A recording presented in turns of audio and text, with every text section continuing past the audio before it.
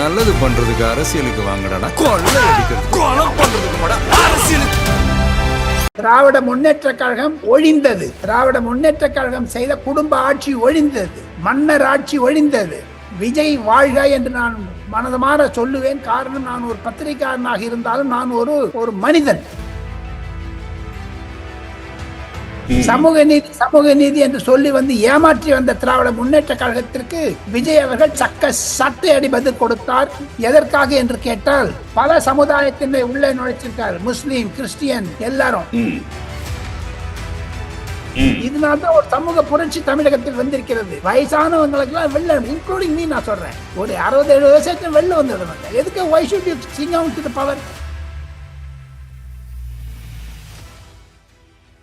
வணக்கம், இது செய்தி மலரின் நேர்காணல் நிகழ்ச்சி. இன்றைய நிகழ்ச்சியில் கலந்து கொண்டு தன்னுடைய கருத்துக்களை தெரிவிப்பதற்காக காணொளி மூலம் நம்முடன் இணைந்திருப்பவர் இந்தியாவின் மூத்த பத்திரிகையாளர் டெல்லி ராஜகோபால் அவர்கள். சார் வணக்கம். நமஸ்காரம் கார்த்திக். நமஸ்காரம். வணக்கம் சார். சார், இன்றைக்கு தமிழக அமைச்சரவை பதவியேற்றதுக்கு 23 அமைச்சர்கள் புதிதாக பதவியேற்றிருக்காங்க. அதில் பார்க்க போனோம்னா பாதி முகங்கள் வந்து நம்ம எளிதில் சந்திக்கக்கூடிய முகங்களாகவும் ஒரு இளைஞர்கள் பட்டாளமாகவும் நிறைய இருக்கு. நம்ம ரோட்ல கிராஸ் பண்ணும்போது பக்கத்தில் ஒரு பையன் இருப்பார்ல, அவர் இன்னைக்கு அமைச்சர் ஆயிட்டாரு. அந்த அதிகார முகங்கள்னு எதுவுமே தெரியல. திராவிட கட்சிகள்ல பார்த்தோம், இதுவரை பார்த்து பழகிய முகங்கள் எதுவும் நமக்கு தெரியல. நீங்க என்ன நினைக்கிறீங்க சார்? அதை செய்தி மலர் நேயர்களுக்கும் கார்த்திக்கும் என்னுடைய நன்றிகள். நான் உணர்ச்சிப்படுவேன். அதற்காக தாங்கள் என்னை பற்றி தவறாக எண்ணக்கூடாது. 75 வயதிலும் படிக்கிறேன் என்று. திராவிட முன்னேற்ற கழகம் ஒழிந்தது. திராவிட முன்னேற்ற கழகம் செய்த குடும்ப ஆட்சி ஒழிந்தது. மன்னர் ஆட்சி ஒழிந்தது. விஜய் வாழ்க என்று நான் மனதமாற சொல்லுவேன். காரணம், நான் ஒரு பத்திரிகையாளனாக இருந்தாலும் நான் ஒரு மனிதன். மனிதனுக்கு சுதந்திரம் கொடுத்தது தமிழக 5 கோடி வாக்காளர்கள். தமிழ் வெற்றி கழகத்தினுடைய வெற்றி என்றால் அது விஜய் செய்த மாபெரும் புரட்சியாகத்தான் நான் கருதுகிறேன். சமூக நீதி என்று சொல்லி வந்து ஏமாற்றி வந்த திராவிட முன்னேற்ற கழகத்திற்கு விஜய் அவர்கள் சட்டை அடி பதில் கொடுத்தார். எதற்காக என்று கேட்டால், நான் மரியாதையுடன் சொல்லிக் கொள்கிறேன், விஜய் அவர்களுக்கு நன்றி. காரணம் என்ன என்று கேட்டால், பல சமுதாயத்தினை உள்ளே நுழைச்சிருக்காரு. முஸ்லீம், கிறிஸ்டியன் எல்லாரும். காங்கிரஸ்காரங்க வந்திருக்காங்க உள்ள. 52 வருஷம் கழிச்சு. ஆனா விஜய் செய்த மாபெரும் புரட்சி என்ன என்று கேட்டால், 2 பிராமணர்களை சேர்த்தது. ஒதுக்கப்பட்ட சமுதாயம். சமூக நீதி என்றால் இதுதான் சமூக நீதி. அதைத்தான் நிலைநாட்டினார் விஜய். நான் ஒரு பிராமணன். நான் அதை சொல்லிக் கொள்வதில் மகிழ்ச்சி அடைகிறேன். ஆனா என்னுடைய பிராமணத்துவத்தை இன்னத்துக்கிட்ட புகுத்த மாட்டேன். அடுத்தவனுக்கு மரியாதை தருவேன். எனக்கு மரியாதையை நான் கோருவேன். அதைத்தான் விஜய் செய்திருக்கிறார். ஒன்று. இரண்டாவது, தமிழகத்தில் தாங்கள் கூறியது மாதிரி இளைஞர்களை எல்லாம் கொண்டு வந்திருக்கிறார். இது ஒரு புரட்சிகரமான மாறுதல். காரணம் என்ன என்று கேட்டால், விஜய் ரசிகர் மன்றத்தில் இருந்த அனைவரையுமே மந்திரி பதவி கொடுத்திருக்கிறார். 20 வருடம் 10 வருடம் அவங்களோட பயணம் செய்தவர்கள். அந்த ஸ்ரீரங்கம் ரமேஷ் அவர்களை நான் நன்கு அறிவேன். அவர் ஒரு சமையற்காரியுடைய மகன். ஸ்ரீரங்கம் கோவிலில் சமையலறை, மட்டப்பள்ளி என்று சொல்வார்கள் பிராமண பாஷையில், ஐயங்கார் பாஷையில பணிபுரிந்திருந்தவர். அரசியலில் குதித்தார். ஹிந்து என்ற பத்திரிகையினுடைய வீட்டுக்கெல்லாம் சமையல் பண்ணக்கூடிய அந்த அம்மையாருடைய மகன் சமீபத்தில் திருமணம் செய்து கொண்டார். போதாத குறைக்கு பல IAS அதிகாரிகளிடம் பணிபுரிந்த அந்த அம்மையார் மகன் ஒரு சாதாரண குடும்பத்தில் வந்தவன். அவனுக்கு மந்திரி கொடுத்திருப்பதனால் நான் விஜயை பாராட்டுகிறேன். காரணம் என்னன்னாங்க, இந்த மாதிரி யங்ஸ்டர்ஸ் வந்தாங்கன்னா ஒரு ஐடியாஸ் வருங்க. புதுசா என்னென்ன பண்ணணும் வரும். நீங்க ஊழலையே முழுங்கி, ஊழலையே சாப்பிட்டு, ஊழலே பண்ணிட்டு பாருங்க. அதுக்குதான் ஷாட் அடி கொடுத்தாங்க இந்த திமுக. ஒழிச்சாங்க ஜனங்க. ஆக இன்று காங்கிரஸ் சேர்ந்து கொண்டிருக்கிறது. இதே கவர்னர் பாருங்க, புலப்பினர் ராகுல் காந்தி வாழ்கன்னு விஸ்வநாத் சொல்லல பாருங்க. அதை தவிர கவர்னர் கூச்சண்டு கொடுக்க தமிழ்நாடு அதிகாரிகள்லாம் சீஃப் மினிஸ்டர் பேரையும் சொல்ல ஆரம்பிச்சிட்டாங்க நடுவில். ஏன்னா சீஃப் மினிஸ்டர் ஒதுக்கி இருந்தாரு. அது ஒன்று. அப்புறம் இன்னைக்கு தமிழ்தாய் வாழ்த்து 3வது போச்சுன்னு ஒரு பெரிய பிரச்சனை கலப்புவாங்க திமுக. அது ஒண்ணு இல்லாத ஆயிடுச்சு. கண்டிப்பா. இப்ப அதான் உங்களை கேட்க நினைச்சேன், நீங்களே சொல்லிட்டீங்க. ஏன்னா நம்ம 2 பேரும் ஒரே வேவ் லெங்க்ல இருக்கிறதுனால we understand each other. இது பாருங்க, மத்திய அரசாங்கத்தினுடைய ஆணை. ம். தமிழகம் இந்தியாவில் தானே இருக்கிறது. ம். வெள்ளை ஒண்ணு இல்லையே, ஸ்ரீலங்காலயோ பாகிஸ்தான்லயும் இல்லையே. இல்ல இது கவர்னன்ஸ் ஃபங்க்ஷன்னால அவர் நடத்துறதுனால சென்ட்ரல் கவர்மெண்ட் சொல்றதுதான் செய்யணும்ன்ற மாதிரி இருக்கு இல்லையா? எது இருக்கோ கவர்னர் முடிவுங்க. கவர்னர் ஒரு RSS காரர் செஞ்சு முடிச்சாங்க. எப்படி திமுக அமைச்சரவையில் பிராமணனை சேர்க்க கூடாது என்று இருந்தார்களோ, பிராமணியத்துக்கு எதிர்த்தேன்னு சொல்றாங்களோ, அவனுக்கெல்லாம் எப்படி ஸ்டாலின் பண்ணாரோ, அவமானம் பண்ணாரோ, இன்னைக்கு விஜய் நன்னா பண்ணிருக்க. ஆக மொத்தம் விஜய் செய்த மாதிரி கவர்னர் செஞ்சிருக்காரு. தமிழ் தாய் வாழ்த்து என்பது மரியாதை கொடுத்திருக்காரு. யாரும் இல்லைங்கள, இந்தியாவுள்ள தானே இருக்கிற தமிழ்நாடு, இந்தியாவுக்கு வெளியில இல்லையே. ஆக மொத்தம் வந்தே மாதரம் என்பது ஒரு வட இந்தியாவின் பங்கிம் சந்திர சாட்டர்ஜி என்று சொல்லக்கூடிய மேற்கு வங்காளத்தினுடைய 150 வருடத்திற்கு முன்னர் இந்த பாட்டை சுதந்திர தாகம் என்று பாடினார். அதைத்தான் மகாகவி பாரதியார் தமிழில் மொழிபெயர்த்தார். அப்பொழுது 100 வருடத்திற்கு முன்னதாக. அதை பாடுவதில் தவறு என்ன? ஒன்று. இரண்டாவது, ஜனகணமன தேசிய கீதம். இன்று இதே கம்யூனிஸ்ட்காரர்களை நிற்க வச்சார் பாருங்க அந்த பாடும்பொழுது. திருமாவளவனும் நின்னாரு, வீரபாண்டியனும் நின்னாரு, சண்முகம் நிக்கிறாரு. வாக் அவுட் பண்றதானே தைரியம் வாக் அவுட் பண்றதுக்கு. உங்களுக்கு மீசைக்கும் ஆசை, கூழுக்கும் ஆசை, மந்திரி பதவி வேணும். ஆனா இப்ப தாவேகா பதவி ஏற்கும் போது அவங்க தமிழ் பாட்டினம் வரம் வன்னி அரசெல்லாம் ஏத்துக்க மாட்டாங்களா? ஆதவர்ஜனா பதில் சொன்னார். இப்ப என்ன பதில் சொல்ல போறாரு? நீ வெறும் தமிழ் தாய் வாழ்த்து கவர்னர் சொல்ல, நான் பதவி பிரமாணம் செய்து வைக்க மாட்டேன்னு சொன்னா என்ன பண்ணுவீங்க? கோர்ட்டுக்கு போவீங்களா? இல்ல, இப்ப இது ஒரு முக்கியமான ஒரு பிரச்சனையான விஷயம் கிடையாது இல்லையா? அது இவங்க பிரச்சனை ஆக்குறாங்களே. காரணம் என்ன இருந்தால் விஜய்க்கு ஒரு கெட்ட பேர் வாங்கி தரணும்னு காங்கிரஸ் வந்திருக்கு. நீ எழுதி வச்சுங்க கார்த்திக், இன்னைக்கான இந்த வீடியோ நீங்க திருப்பி போட்டு பார்க்க வேண்டும். காவேரி பிரச்சனை, மேகதாது பிரச்சனை ஏதாவது வந்தா இந்த காங்கிரஸ்காரன் 2 பேரும் ரிசைன் பண்ணிட்டு போடுவாங்க. அதை தவிர நான் ஒரு பெரிய ஒரு சூழ்ச்சியை எதிர்பார்க்கிறேன். இது திராவிட முன்னேற்ற கழகத்தினுடைய கிளை அரசாங்கமா என்று. காரணம் என்று கேட்டால், நம்ம சீமான் அவர்கள் சொல்லியிருக்க மாதிரி இன்று சீமான் பேட்டியை நான் பார்த்தேன். திமுகவினுடைய ஓட்டுல வாங்கிட்டு தூய சக்தி தீய சக்தின்னு வாங்கிட்டு அவங்களுக்கு மந்திரி பதவியை கொடுத்துட்டீங்கன்னா காங்கிரஸ் செய்தது மாபெரும் துரோகம் தமிழர்களுக்கு. எப்படிங்க நீங்க ஒரு பொண்டாட்டியோட கல்யாணம் பண்ணிட்டீங்க, இன்னொரு பொண்டாட்டி மேல எப்படிங்க கை வைக்க முடியும்? சட்டத்துக்கு நாணயம் இல்ல, அது சட்டவிரோதமோ என்ன, இட் இஸ் நாட் டீசென்ட். அதை தவிர இந்த தாவேக அரசுக்கு மு.க. ஸ்டாலின் கையில ரிமோட் கண்ட்ரோல் இருக்குதா? எதற்காக இதெல்லாம் பண்றாரு? ஒண்ணு. இதுல ஒருவேளை விடுதலை சிறுத்தை கட்சிகளும் கம்யூனிஸ்ட் தான் வரமாட்டேன்ட்டாங்க. விடுதலை சிறுத்தை IUML 2 பேரும் சேர்ந்தாங்கன்னு வச்சுங்க.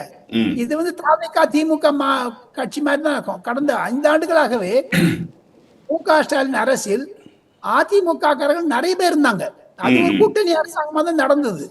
ஆமா, ஒரு 12 அமைச்சர்கள் அதிமுக இருந்து வந்தவங்க தானே திமுக அரசாங்கத்துல. ஆமா, இப்ப பாருங்க, இதுல விஜய் அரசாங்கத்தை 8 பேர் திமுக இருந்து வந்தவங்க தமிழ் வெற்றி கழகத்தில் இருந்தாங்க. தவிர 2 காங்கிரஸ்காரங்க, 2 விடுதலை சிறுத்தை கட்சி, ஒரு IUML வந்ததுன்னா என்ன ஆகும்? அதை தவிர இன்னொன்னு சொல்றேன், இன்னும் 1 மாசத்துக்குள்ள CV சண்முகம், SV வேணுமணி சேர்ந்தாங்கன்னு வச்சுங்க, இந்த காங்கிரஸ்கார ரிசைன்மெண்ட்டுக்கு போட்டி பழக்கத்துக்கு கிளம்பிடுவாங்க, ராஜினாமா பண்ணுவாங்க. இல்ல, அப்படி ஒரு வாய்ப்பு இருக்கா? திருப்பி அவங்க சேர்றதுக்கான வாய்ப்புகள் இருக்கா? இருக்கு. அப்பதான் நிலையான ஆட்சி வரும். இல்லாம இந்த அரசாங்கத்தை திமுக கழுத்து விட்டுருவாங்க. ஒரு விதத்துல அதிமுக அந்த ஒரு சென்ட் அவங்க மட்டும் பிரிஞ்சு வந்தாலுமே அவங்க மேல குற்றச்சாட்டு சொல்லி இருக்கிறதுனால அது ஒரு சரியான முயற்சியா இருக்குமா அவங்க சேர்றது?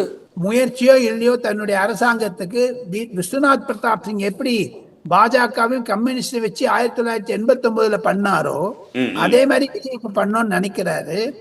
காங்கிரஸையும் அதிமுகவையும் எல்லாத்தையும் ஒன்னா வச்சுன்னு ஒரு சர்வ கட்சி அமைச்சரவை மாதிரி பண்ணிருக்காரு விஜய். அது வாழ்த்துக்கள். இருந்தாலும் இந்த அதிமுக இருந்து வந்தாங்கன்னா டிஸ்குவாலிஃபை ஆயிடுவாங்க. 25 இடத்துக்கு பொது தேர்தல் வரும். அதை நீங்க ராஜினாமா பண்ணிட்டு தேர்தல் போலாமே. நீங்க ராஜினாமா பண்ணிட்டு you can contest in business simple.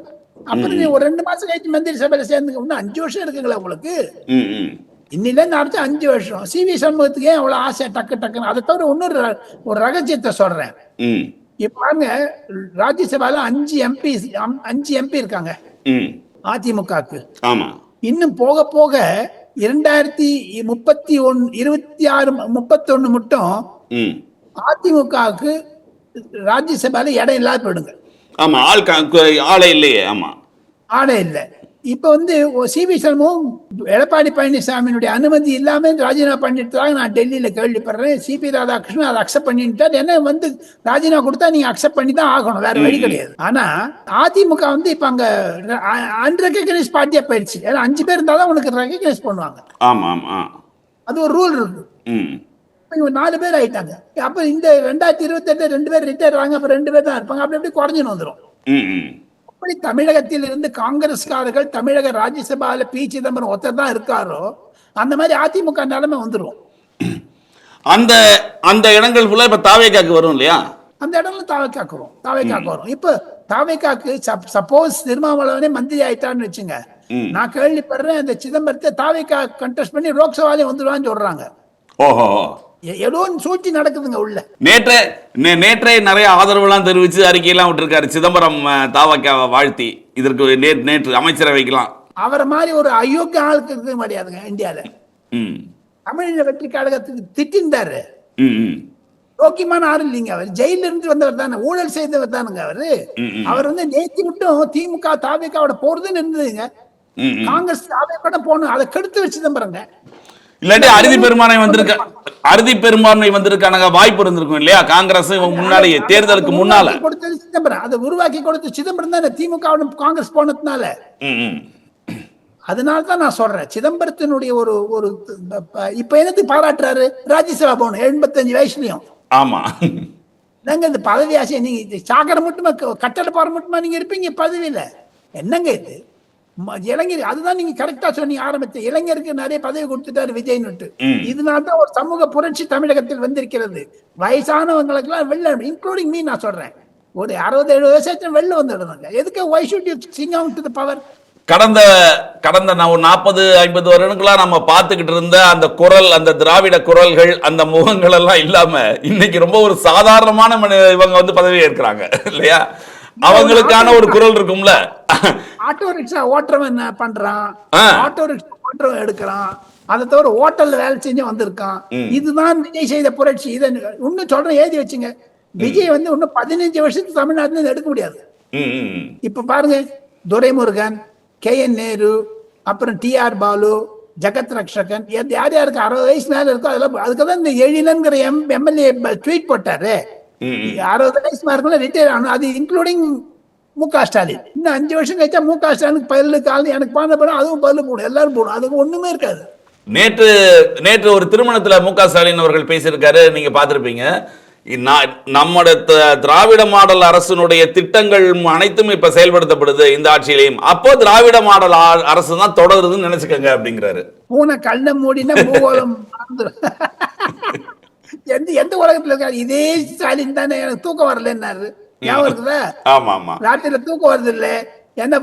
இப்ப சொல்ற தூக்கத்தை சொல்றாரா மூச்சுன்னு சொல்றாரான்னு தெரியல ஸ்டாலின். அத சொல்றாரு. இன்னொன்னு முக்கியமா இன்ஸ்டாகிராம் மூலையும் சமூக ஊடகங்கள் மூலையும் சிறுவர்களை ஃபுல்லா மாற்றி அவங்க வந்து வீட்டுல எல்லாரையும் மாற்றுறது வந்து மோசடி பண்ணிருக்காங்க அப்படின்னு குற்றம் சாட்டுறாரு.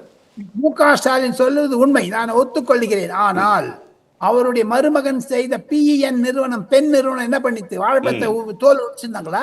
நீங்களும் ஐடி வச்சிருந்தாங்க, வார் ரூம் வச்சிருந்தாங்க, எல்லாருமே வச்சிருந்தாங்களே. அவங்களும் TR பாலனுடைய பையன் TRB ராஜா வந்து 200 கோடியில வார் ரூம் வச்சிருந்தாங்க, தெரியுமா உங்களுக்கு?